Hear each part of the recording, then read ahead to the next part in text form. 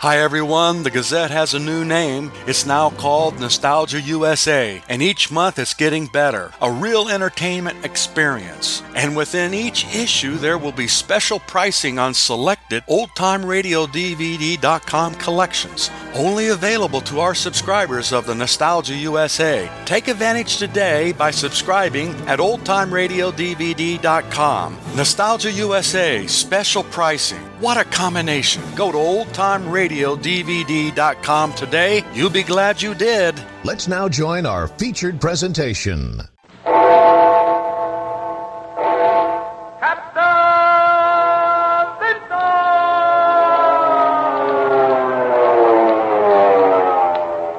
Captain Midnight, brought to you every day, Monday through Friday, by the makers of Ovaltine, the world's largest selling food drink.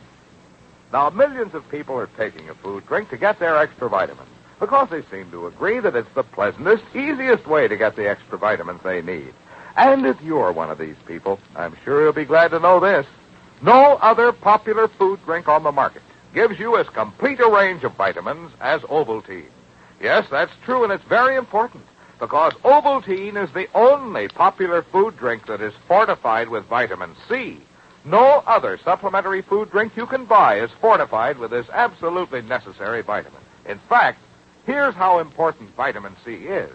It's essential to maintain healthy gums, teeth, and bones.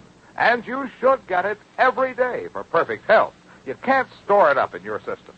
Now, in some forms, vitamin C is very expensive. So you can see there's a real advantage in getting vitamin C in Ovaltine.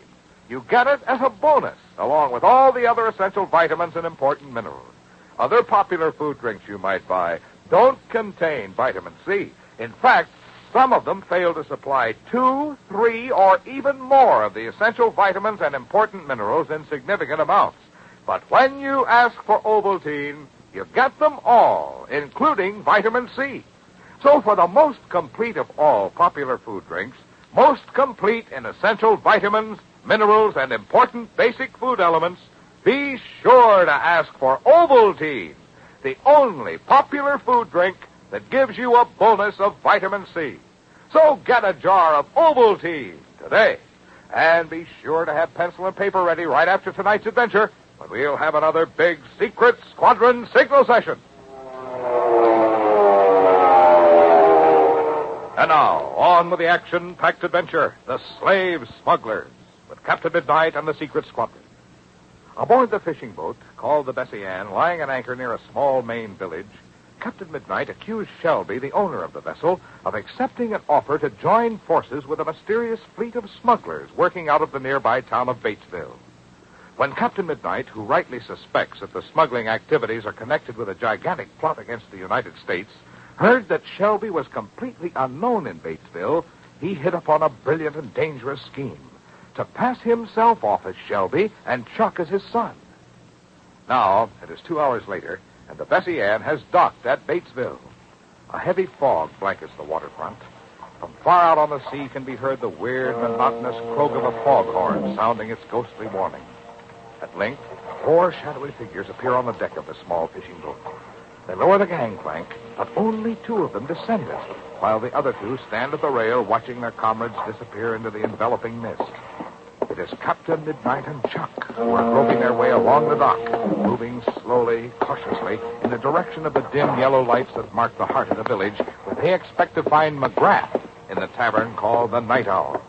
Listen as Captain Midnight says. We watch our step, Chuck. There's no reason why we shouldn't get away with this deception. Shelby swore that no one in this village knows him.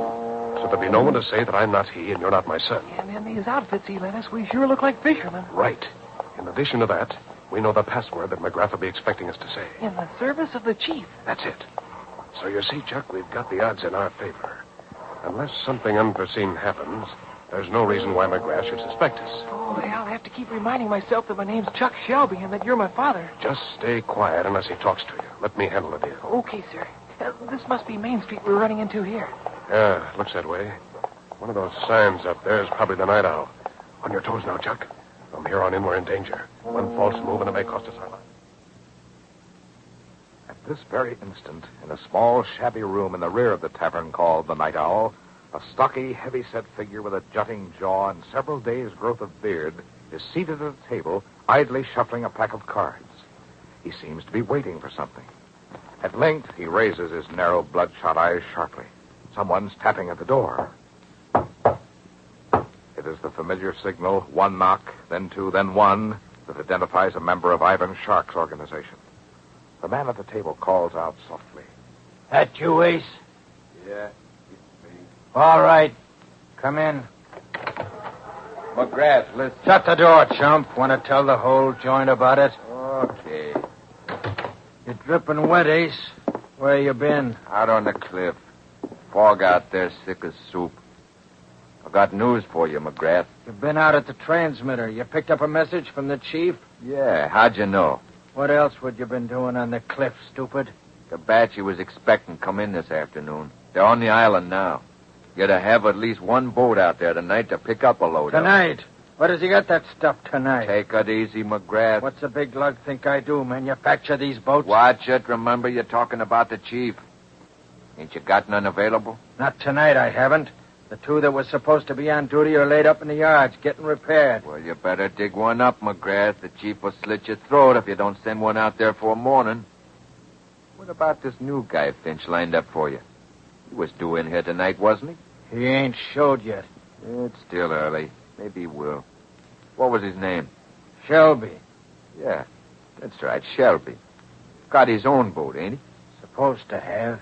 Well, if he comes in, you have to send him out, that's all. I don't like it, Ace. I don't like sending a guy out on a job before I had a chance to check on him. You ain't got no choice, McGrath. It's him or nobody. How'll I know if he's all right? You can tell when you talk to him, can't you? Maybe.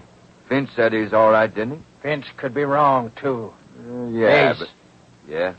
This guy, Shelby, he ain't the only one we hired from up there at the next village, is he? I don't know, McGrath. Why don't you? You ought to know. I can't keep track of the little bugs all these mugs comes from. Well, find out. How can I? Start making the rounds, that's how. Check on all the boys in town here. If any of them know Shelby, send them over. I want to ask him a few questions. I ain't ordering nobody out to Nameless Island unless I'm sure he's okay. Now get going, Ace, and make it quick. Scarcely has the man called Ace departed from the room, scarcely has McGrath settled down to his game of solitaire, when there's another knock. A knock of a different kind at the door. And this time, McGrath pushes back his chair, crosses the room, and admits a man and a boy, Captain Midnight and Chuck Ramsey. Well, what do you want? We're looking for a fellow named McGrath. Yeah? Why? You him? What if I am? My name's Shelby. Who's the kid? That's my boy. Brung him along to help out. Finch didn't say nothing to me about bringing a boy. Well, I didn't say nothing to him. Just thought of it at the last minute. Yeah? Well, suppose the boy gives me the password. Sure. In the service of the chief. That's it, ain't it? Yeah, that's it. All right, come on in, both of you. Sit down. How much you know about this setup we got here, Shelby? Don't know a thing except what Finch told me. Uh-huh. So why'd you take the job? Pays $500 a month, don't it? That's right. You brung your boat with you? Sure. Finch said I'd been needing it. What's the name of your boat, Shelby? The Bessie Ann, why? Just wanted to see if it's the same name Finch give me. You ain't thinking that maybe I ain't Shelby. I'm not thinking anything. Got any identification papers on you? Sure, right here. Uh-huh. Yeah, they look okay. How good a sailor are you? Well, I've been fishing these waters for a long time, McGrath.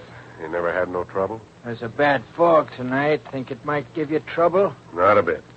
Was you thinking of sending us out someplace tonight? Maybe.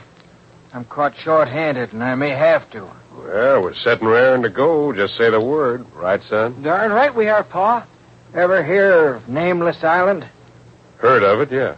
Ever been there? No, can't say I have. Kind of an out-of-the-way spot, ain't it? It's got to be out of the way for what's going on there. Yeah? What's that? You ask a lot of questions, don't you, pal? Like to know what I'm getting into. Why? Do a better job. Not particular about what you get into, are you?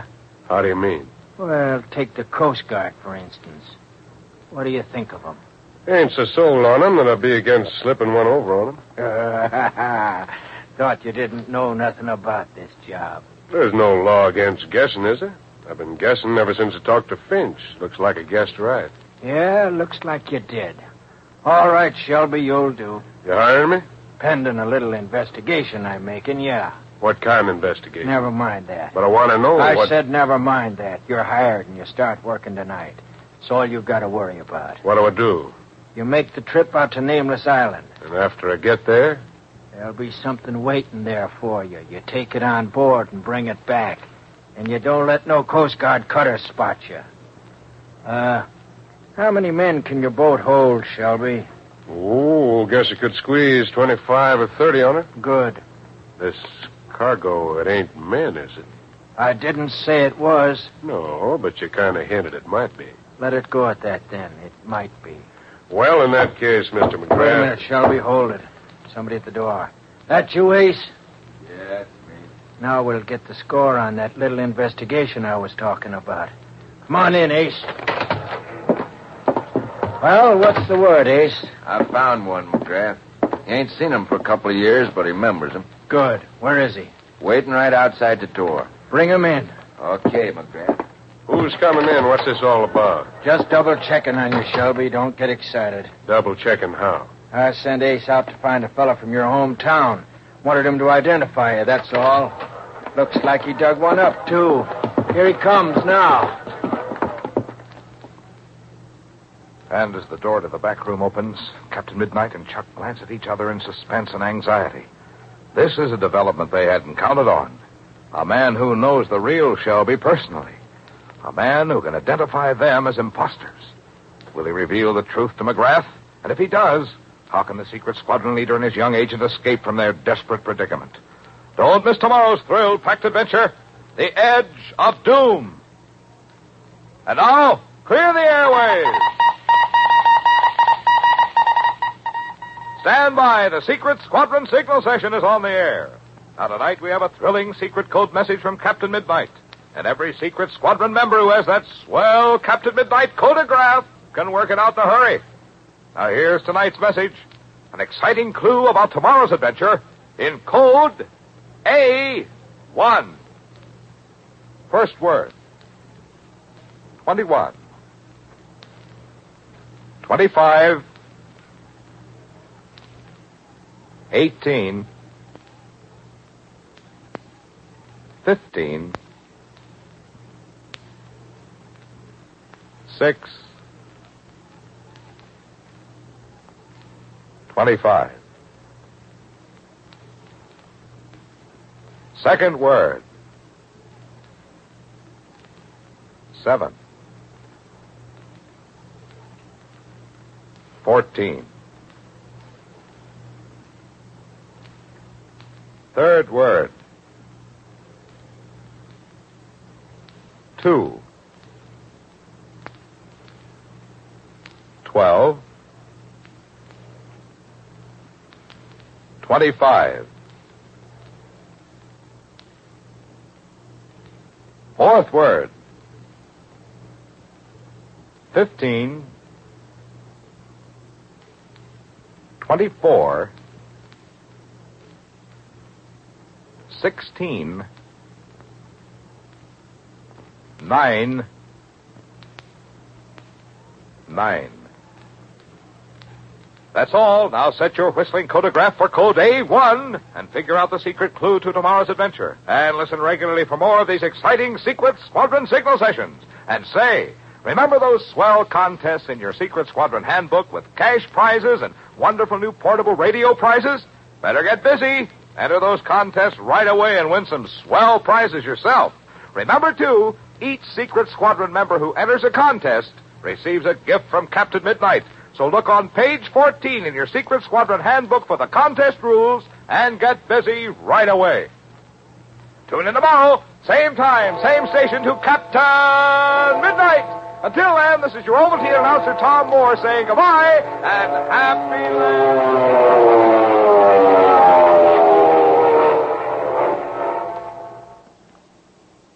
The preceding program came to you transcribed from Chicago. This is the Mutual Broadcasting System.